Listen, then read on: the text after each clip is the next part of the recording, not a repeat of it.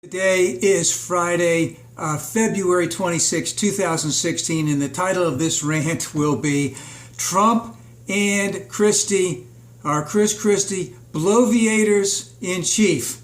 So this is one of the reasons why politics makes strange bedfellows. Every mother wants their son to grow up to be president, but they don't want him to be in politics because politics is a dirty game. And one other thing, it is the greatest contact sport that's out there, because if you don't have thick skin, you're not going to get very far in politics. That is for sure. So let's just take a little history lesson back here. When Trump first came in, no one thought he'd last a month. When he lasted 2 months, no one thought he'd last 3 months, etc. So we are where we are now. But what was going on behind the scenes? Well, number one, Cruz was playing nicey-nicey to Trump. And the reason for that is even though Trump initially had some traction, everyone thought he would die, Cruz was smart enough to say, well, hey, when he dies, if I play nicey-nicey with him, I'll get all of his stuff. And they did. They played that type of thing going on. Now, back in 2013, at the end of 2013, the number one person to be on the top of the Republican ticket at that time was Chris Christie, because he was running high. He was governor of New Jersey, had headed the Republican Governors Association. He was a previous attorney general for Bush.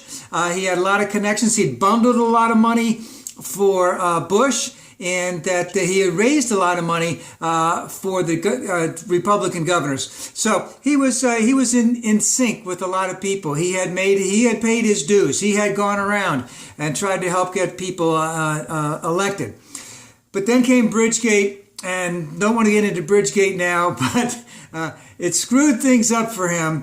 And of course, he got in, and when he got in, he didn't have the oomph, because his biggest shtick was he was this big, fat, in-your-face, don't talk to me like that because I'm going to smack you down kind of guy. And people really liked that. And of course, the talk about him then was that, hey, you know, his shtick ain't going to make it in Iowa. His shtick ain't going to make it in South Carolina. And so, but when he got in, when Christie got in, he really didn't have the kind of traction he needed to get it going, because he was under that indictment cloud that was going on. Looks like he's out of that right now, but you know, the trials haven't come up. But when Trump came in, Christie just like got kicked to the side so fast, because basically Trump was Christie on steroids. And so Christie went to the back. We went way to the back, and of course he didn't get enough traction and he went out. So, but everybody in this industry, everybody knows each other. People on Trump's campaign know people on Christie's campaign, who know people on Cruz's campaign, who know, you know what I'm saying? They know all this stuff. They might not like each other, but they all know each other. And a lot of these people, especially earlier, not necessarily right now, you know, they had worked with them, they had friends of friends, you know, they had networked, they had done all of this stuff. So all the stuff that's going on behind the scenes was that Christie was already seeing. He might even take a hit, because if he didn't get it in New Hampshire, he knew where he was going, and he knew that months ago. So there probably was some back channel talking between Christie's people and Trump people on this type of thing. And of course, for some reason, at some point in time, Christie couldn't stand Rubio anymore, and he thought his only path to get ahead was to go after Rubio. He went after Rubio. He tore him up. Rubio took a hit, but it didn't help Christie. Right? And then the big question was, hey, why, if his path to move on up was was Rubio, if Christie's path was to move on up, was to go after Rubio, but Rubio was only in second place and was marginally in second place and was way behind Trump, why didn't he go after Trump? Because they had already made their deal. All right, and the deal is that if Christie didn't get enough traction, if he didn't get up there, that he would endorse Trump. And of course, after last night's debates, you know, say what you will, whatever your opinion is fine. It did look as if Rubio was making a real effort to go after Trump. A real effort. And of course, people were even saying this morning, maybe it's too little, maybe it's too late. And Rubio was on all the talk shows this morning, basically saying he was taking it to him, but not necessarily in those words. And but then, bang! Trump took the thunder right away, and it's all over. Rubio has nothing now. Everything is back on Trump. And of course, what does Christie get out of this deal? Well, everyone has said Attorney General. What I would say, why not Vice President? Because you got two extreme bloviators.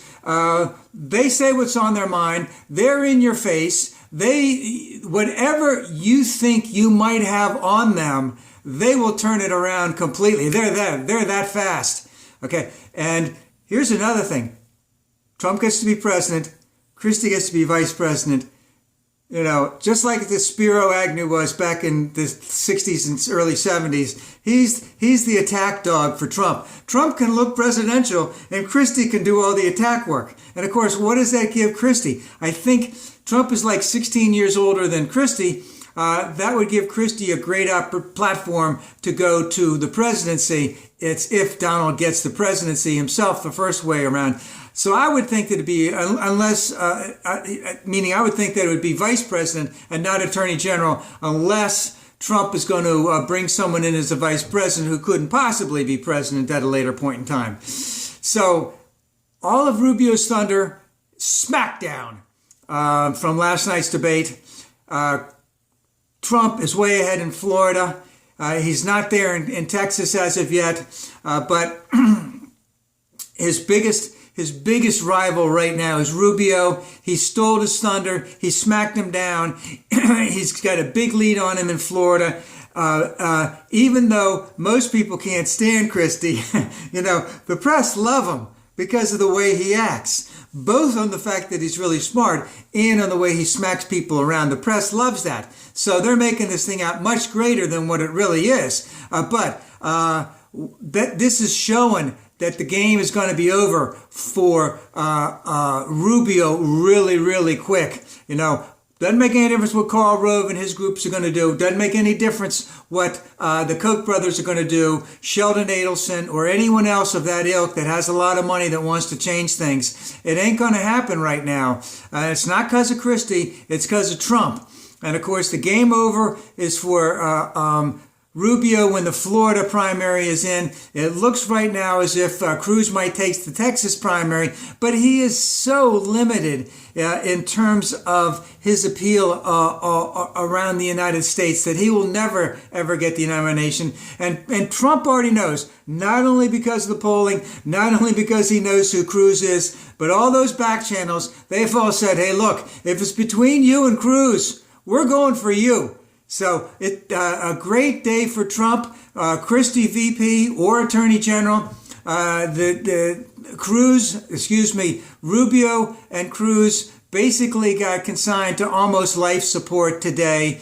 Anything can happen between now and Tuesday. Anything can happen between now and I think it's the 15th when the Florida primary is in. But it's looking like game over.